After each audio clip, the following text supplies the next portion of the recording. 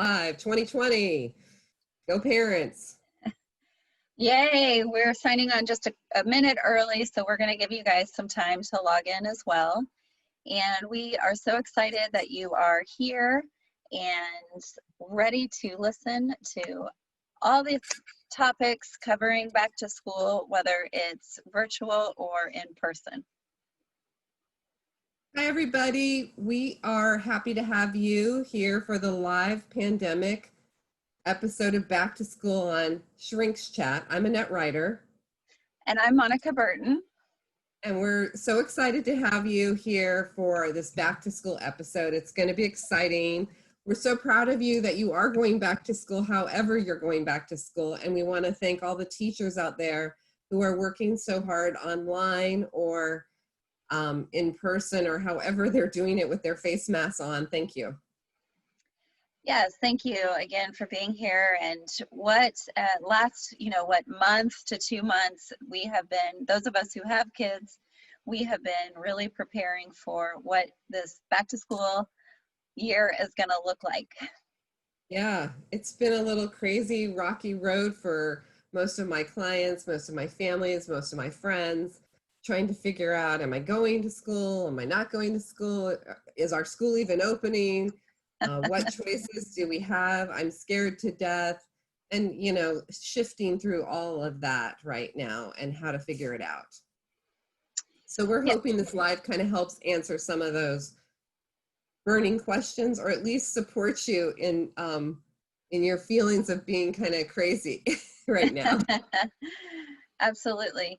So what we're going to do is Annette and I are going to talk about a few things, and then we are going to answer some questions at the end. So please feel free to type in the comment sections any questions that you might have, because we are here to help you guys, again, whether it's virtual or in person. And if for some reason you weren't able to get us on live and you still have some questions, just feel free to keep commenting or hit us up on the Facebook private messenger, and we will try and get back with you. Right, we have a moderator and she is checking all of that out for us. So hopefully at the end we'll be able to get to that and let you know how to help you and what's going on. So we're excited. Live is exciting. We are used to having editors make us sound better and not have all these pauses, but we appreciate that you're here. So wow, what a roller coaster the 2020 school year has been.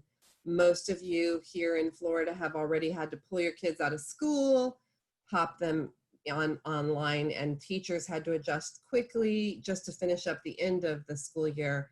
And now you're back trying to figure out what you're doing, how you're starting. And, we think there's some themes, no matter which way you're going back to school, that everyone's experiencing, how to manage, first of all, this fear and worry that I'm sure there's this low grade fear, pandemic fear and worry going through every household, probably in America right now, in regard that you got school age kids, even college age kids. Right.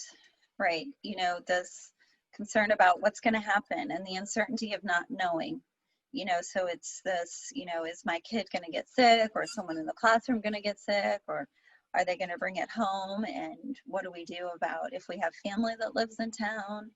And so it's just kind of, or, if you're virtual, the fear of how's my child going to manage? And what about their mental health needs if they're staying virtual? So it's just this fear of what's going to happen, Yes.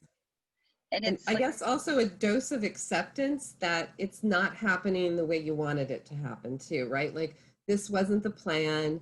People didn't want this, Monica.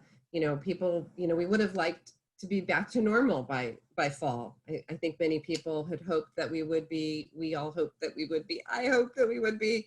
We're not getting what we want. And so we're trying to find a way to make this work. And it just feels like so many multiple layers of shifting all the time. Right. And, I think that's a good point too. It's not what we wanted. I know, like, when the pandemic first hit in March, I kept thinking, by Easter, this will all be done. And here we are, it's August, and we're still planning for, this pandemic, how to survive, or how to still live in the midst of a pandemic, and how to help our kids cope. And now that we're going back to school, it's what's this mean? So guys, I guess, the first point that we're trying to kind of talk about is that fear is definitely a part of transitioning back to school. And our kids are probably nervous about it too. Yeah, they're picking up on what's going on for us, and they're also picking up on that this isn't normal, right? This isn't, even if they're going back to the classroom, their classroom won't be the same way. They're probably getting their temperature checked. They have to wear face masks. They have to socially distance. There's going to be changes and rules and some new things at school that weren't there. And they may be excited to go back to school, but they're also probably going to find that back to school isn't exactly the way it used to be. So it's kind of navigating a very a different setting. I always say, like, for me, if I change something in my world, it takes me about 90 days to feel comfortable with it, like that it's not changed, it's not a new thing, and that this is now the way it's going to be. And I think this pandemic is continuing to completely revamp and rewire that 90-day factor over and over again. I get stuck in it. Mm-hmm. Right. So it's also a shift. So as we talk about fear, it's a shift, and what I mean by that shift is it's a new wave of the pandemic. I feel like there's been so many waves or storms of, okay, we're, first, in March, we're starting to learn about this pandemic. We're starting to shut down. We're starting to learn about quarantine.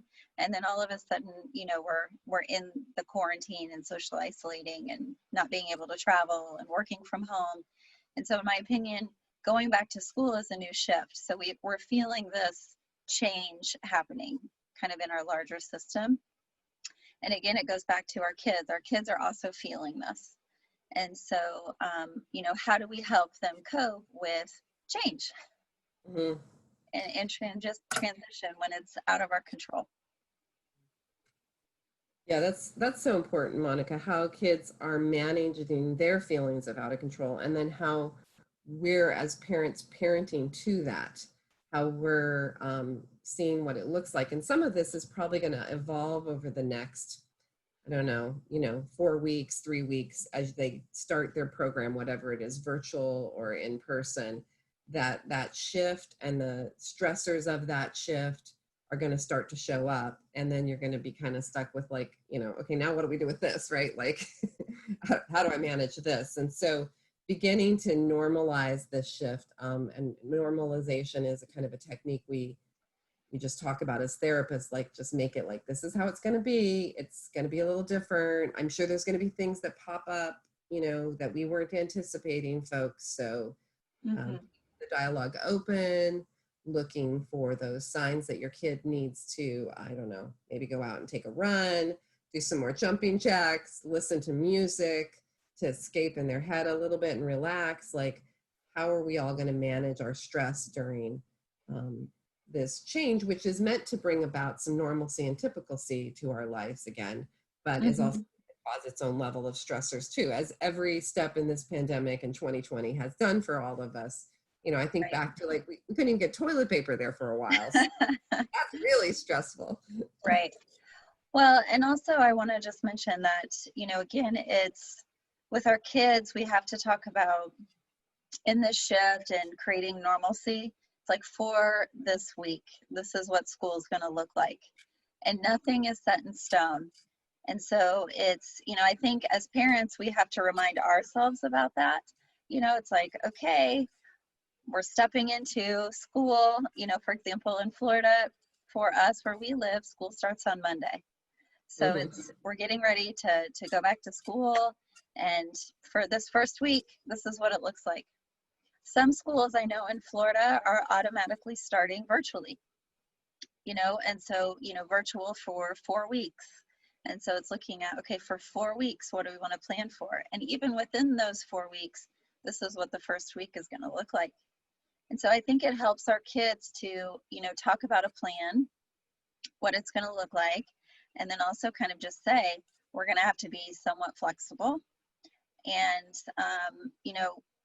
for example, we have family meetings at our house. And so, before the start of school, we're having a family meeting to talk about, okay, this first week, these are going to be, some things we're going to do. This is what it's going to look like when you go to school. And then after school, here's the after school transition to help you kind of come back again. And you can do that whether it's virtual or online, that little after school transition to help you go to home, which I think helps me too. But, I tell my boys, like, it doesn't mean that this is what it's going to be for the rest of the year.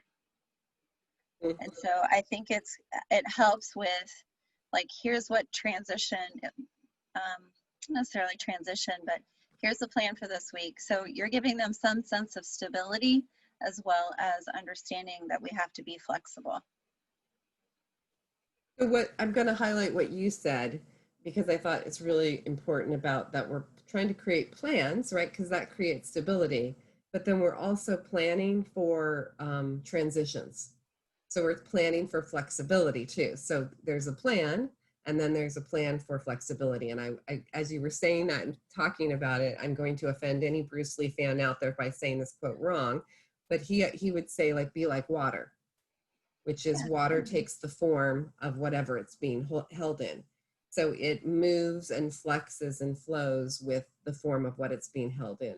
And I think be like water is a really difficult way to live life, but yet I also know it's a very peaceful way to live life, to think about how you can flex to the new container, the new situation. And then if you're water and you get poured into the virtual container, then you flex to that. And then if you get poured into back to school in-person container, you flex to that. And so if I've offended any Bruce Lee fans out there, I'm sorry, but I love his quote about be like water, because it reminds me that you're not in control of these circumstances around you, but you are in control of how you react to the circumstances around you. And I think that's probably very important in helping our children transition back to school, is helping them find their way to do that too. Mm-hmm. Absolutely. Before our talk today, you had mentioned this phrase, pandemic flexibility. You're stealing it. So I liked that. And again, guys, it's kind of what Annette just said. It's, in the midst of the pandemic, we have to be flexible. And with our kids, especially, our kids need consistency and stability. So how do you do that? How do you be flexible and also provide them with stability? And then the other good point that Annette brought up is, how do we help them learn good tools and strategies for coping skills, coping with stress? And so I think that's why I like that talking to them about transitioning. When you get at the end of the school day, when you get home, or, if you're done with virtual school for the day, maybe create a 30-minute ritual to let your kid really transition. And also you, if you're at home, let you transition from work and helping your kids with school if you're virtual, or from work and you're getting home, like just a quick transition. And I think whether you're, school age kids, what that transition looks like might be different from your high schoolers. Yes. It's going to be very different, but just kind of talking with them about that. What kind of family ritual you want to create for when you come home for the day. Right. And it could be like, we're going to do a dance party and put some music on and groove it out. We're going to, your kid might need more quiet time, alone time. Like, I just need to like decompress. Mm-hmm. I might need to breathe, do yoga, whatever, so that's Right. kind of that start strong and end strong philosophy, like have a transition to go into school and then have a transition to come out of school, wherever the school is, in your home or at a location. Mm-hmm. And so I was thinking about pandemic flexibility, and then also pandemic patience, pandemic parental patience. Mm-hmm. Yeah. Mm-hmm. We need pandemic sized patience as adults right now. Yes. To get us through all these changes and transitions and goofy things that are happening. Mm-hmm. Right. So, coping skills, how we cope with stress is not just about that little family ritual you're going to create for your kid. It's also going to help you too. But what are the things that you're doing outside of your daily routine that helps you cope with stress? Breathe, deep breathing, meditation, exercise, writing in a journal, dance parties with your family. We like doing that, although now my boys look at me like I'm crazy. Right. And little ways to cope are just it can be 5 minutes, guys, but it's important. And Right. remember, Yeah. you're also modeling that for your kid. So Mhm. that's important too. There's so many things that help de-stress me. Grooming my dog, brushing my cat, right? Taking a walk with my dog. Just walking around the block in the neighborhood can help me de-stress. So you probably know what these things are already for your kids and family, but you probably want to put them up on the level of making sure they're happening daily, because just the ritual of going to school and being at school would make you feel comfortable and create the safety and structure and all of that, but now it's different. School's just not the same. So we've got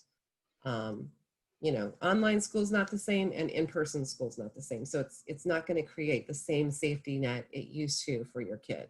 And by the way, still, I mean, I felt like, especially when my daughter was little, picking her up from the bus stop, it felt like that walk home was a really necessary walk home to kind of she'd been like a good person all day, and she needed to be a little difficult for a while. She'd been obeying the rules and listening to the teachers, and it was like, So. Right. Yeah, I read this article a few years ago, so before pandemic, that said, our kids can get really stressed out throughout the day because, all day, if they're going to school all day, they're being told kind of like what to do, line up, sit down, here's the lunchtime, and so when our kids get home, they need that time just to let loose. Yeah. And sometimes if you have young kids, they need that time to come home and cuddle with you. And so, and I get it, when you get home from work, you've got your own, not only do we as parents need to have that time, but then at nighttime it's like which sports are we going to, or ballet, or, okay, I got to make dinner, or we got to sit down and do the home. We get into that, mode of having to do things. But remember, guys, your kids, especially the young kids, they need some time to cuddle. One of the things that the article said is that if you have younger kids and they need that time and you're caught in I've got to make dinner, have them come into the kitchen with you and sit and talk about their day, or have them help you with, age appropriate, help, but have them help you so they're still connecting with you. Remember, and I think that even applies to even in the midst of a pandemic, our kids need us to kind of help them cope with things. Cuddling, hugs. Now, again, middle schoolers, high schoolers, probably not going to want a hug from you. No.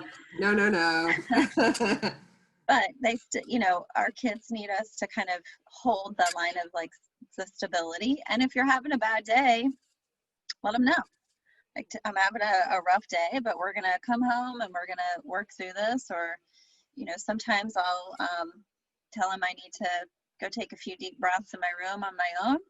So, it's just, again, you're modeling for them. If you're having a rough day, like most humans do sometimes, you're going to take a quick pause and refuel. Right. So the bigger point that I think we're talking about here is back to school is not academics. And this may not be your banner academic year for your kid. It could be. I'm not saying it doesn't have to be. But Right. maybe more importantly during a pandemic is their mental health, their ability to manage stress.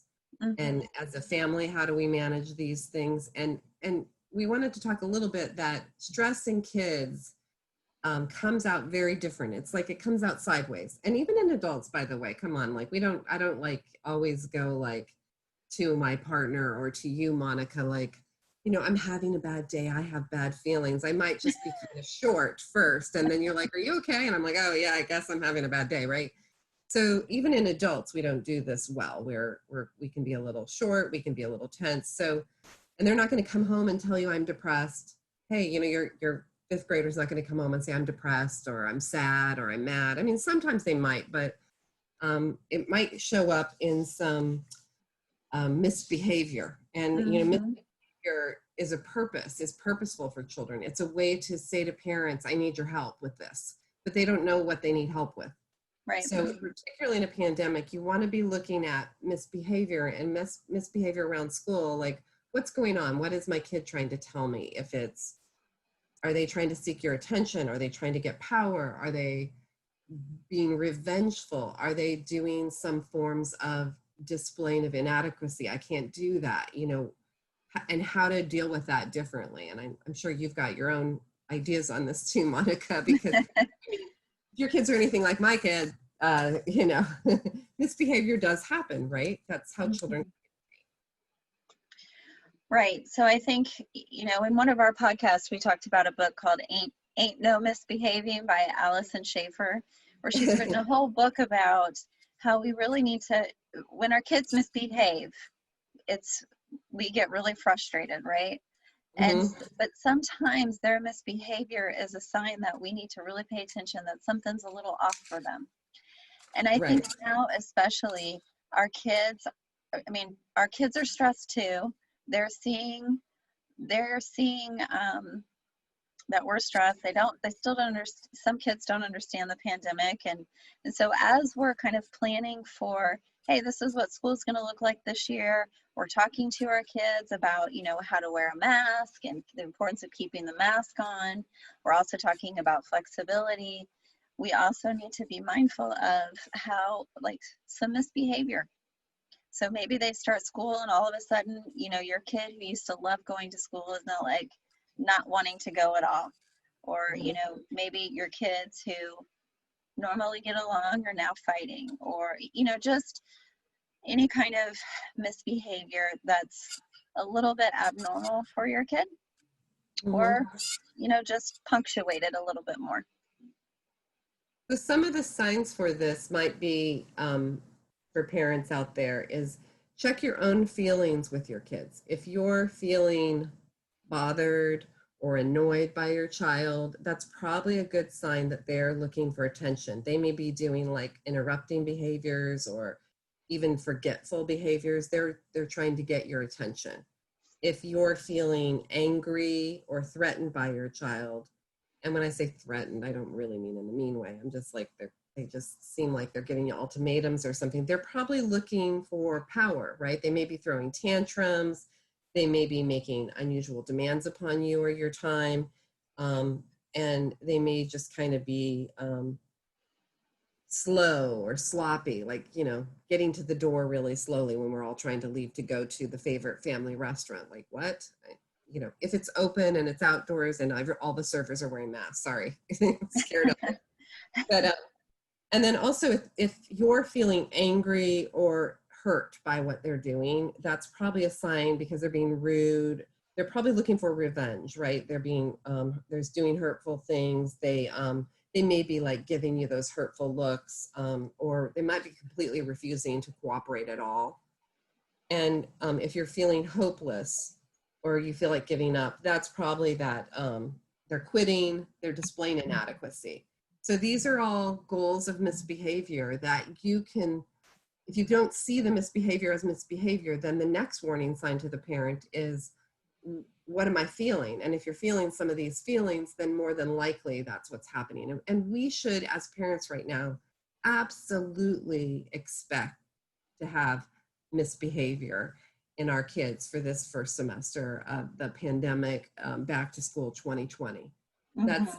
I would anticipate that a lot, if not daily, because it's how they reach out to us and reflect to parents, I need help with this. Right. I think with the back to school, again, a lot of what you're going to read on the CDC website or from pediatricians is that, we want our kids to go back to school, not necessarily for the academics, but for the socialization and for their mental health. And so we're recognizing that the pandemic is of course impacting our kids as well. And even a lot of schools are understanding that academically that's not the focus, that really we need to focus on our kids' mental health as they transition back to school. You know, even my sister, where her kids are going, the principal sent out like this mental health checkup, you know, and I thought that was really, Nice. yeah, a good thing, that a lot of schools are also aware of academics, you know, are important, of course, but also right now in the midst of a pandemic, we're really going to be checking into our mental health. And guys, if you notice your kid is really struggling or having this misbehavior that Annette's talking about, please reach out for help. Right. There's therapists all over the country doing online therapy or even in-person therapy, working with families and kids. It's not that hard to find right now. So please reach out. And if you're having difficulty, you can message us on our Facebook here, and we'll try to help you in your area and see what we can connect you with. If not us, if you're in Florida, we can do telehealth throughout the state. Both Monica and I can do that. So you can reach out to us on our private pages also. Mm-hmm. On Facebook or the website. Right.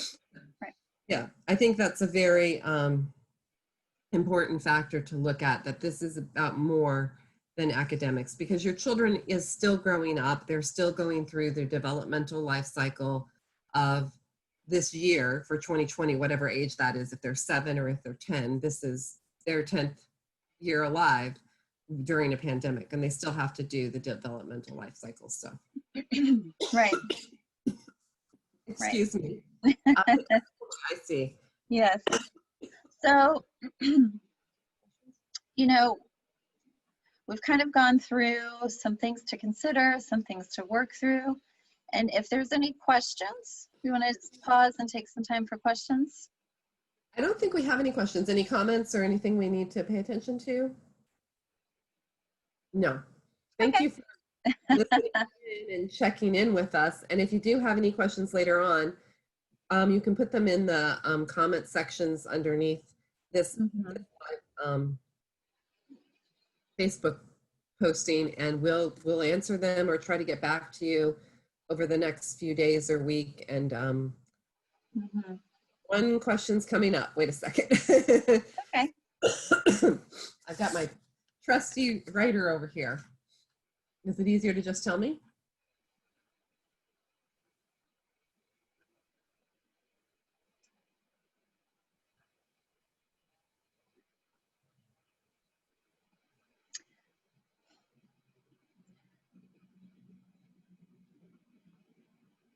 Okay, so the question is really about disappointments, how they're being blown up right now, not getting what kids are not getting what they want. Do we have any good tips or ideas of how to deal with disappointments right now? With maybe not getting the class they wanted, their friend isn't going back to school that they wanted in their class, or their friend is staying home and doing virtual, or vice versa, I guess. And so disappointments, because obviously the disappointments right now are pandemic. Yeah. That's why this is pandemic. Right, they're epic for these kids. So any quick ideas of that you have there? No, they don't have to be quick, Monica. What is your first? Well, first, that's a great question. And my first thought is to validate their feelings, you know, and to talk about that this, not only is this like a new change or transition of going back to school, it's another reminder of loss. You know, these disappointments is our grief, you know, of what's different, what's out of our control. And so again, depending on the age of your child, how you say that to them might be different, but I absolutely think sit with them, validate their feelings, empathize with them. And you can even, you know, John Gottman talks about being an emotion coach for your child. And the first step of emotion coaching is validating their emotions. And then, so it's not just validating, but then it's also, you know, help them problem solve. What can we do with this? But you're also getting some answers from them as well. And so you're creating that space, you're connecting with them, they're feeling heard, not just dismissed. So I think that would be an important first step. Right. I was thinking, like, if you feel like it's more like they're trying to pull in on that attention piece, you can um, maybe try to like ignore the misbehavior and then give attention to the good behaviors included in this. So depending on if they're disappointed, and I mean, like, that feels like what you were talking about, like if that's what it looks like. But if they're showing up with more misbehavior from that disappointment, then you're probably going to have to change your attack as a parent and change your stance and try to help. Like, if they're throwing a tantrum or they're starting to break things because they're disappointed, you're going to probably want to deal with that differently, because you have to deal with the misbehavior first, and then you can sit down and really talk about the feelings and what's going on. So you may Yeah. need Well, you said, leave the room, safely. yeah. I mean, setting boundaries, like it's not okay to, if you're angry, it's okay to be angry. It's not okay to throw your brother's, Lego Star Wars across the room. Especially the Lego Star Wars. Not No that way. that's happened at my house or anything. But Mm. so yeah, that's a good tip too. Thank you for that question. Anything else that we need to look at? Well, we're really grateful for the question and we appreciate it. We wanted to keep this under 30 minutes, so I think we got really close to that, Monica. Oh, good. So Yeah. again, guys, just to kind of highlight some of the things that we're talking about is this is a new transition or a new wave of this pandemic. Remember the importance of flexibility, patience, pandemic patience. There's going to be some fear or worry of what this is going to look like. Maybe do 1 week at a time, create family meetings, family rituals, create some sense of normalcy. Maybe like get a banner for your house or create some banners for your house to remind yourself, like pandemic patience, put that parents in your bathroom before you go out there to talk to the kids every morning, or put some banners like pandemic back to school 2020, like remind yourself that this is different and it's okay to have to recognize that, and maybe give up older goals that you had about academics in the school year, and then really give yourself permission to focus on the whole child. Mm-hmm. So we're here for you. Thank you for listening in. Yes, thanks for being here, guys. Take care and good luck.